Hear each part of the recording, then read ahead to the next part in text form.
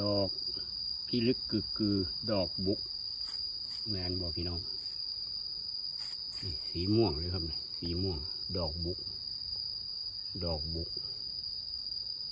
ลวดลายสวยงามครับ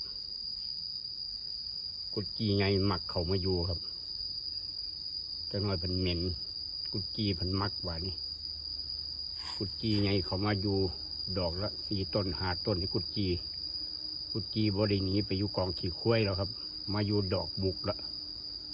ดอกบุกหมากบุกพี่น้องเคยเห็นบ่นี่สวยงามครับดอกใหญ่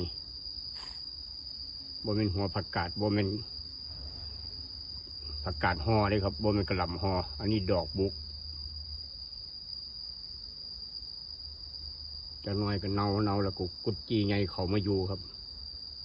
สวยงามอีกรูปแบบหนึ่งธรรมชาติของเขาสร้างให้